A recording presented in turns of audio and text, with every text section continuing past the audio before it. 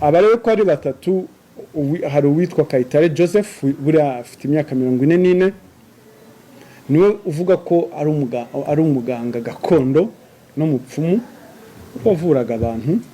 Hari Mutajiri Kikara Innocent ufite ubwene gihugu bwa Kongo, Repubulika ya Demokarasi ya Kongo. Mu bintu bafatanywe hari inzoka nzima n'akanyamasyo kazima. Ibyo ngibyo ntabwo twabikubizana hano. Bose bafatanya mu gikorwa kimwe cyo kugira ngo bagire uwo babeshya, bishingikirije ibikorwa by'ubupfumu n'uburaguzi, hanyuma bakamutwara amafaranga, bakabakurikiranaho ibyaha 6.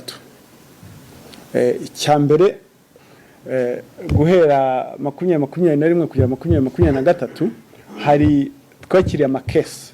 Iyo tuvuga case, hari igihe wakira case irimo nk'ibyaha nka 3 cyangwa abantu batandukanye.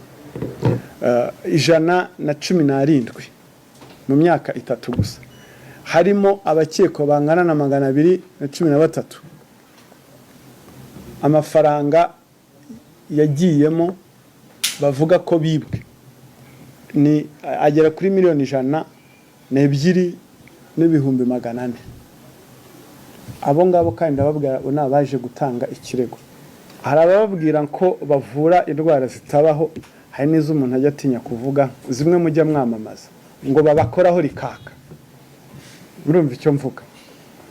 Ngo zibatera akanyabugabo.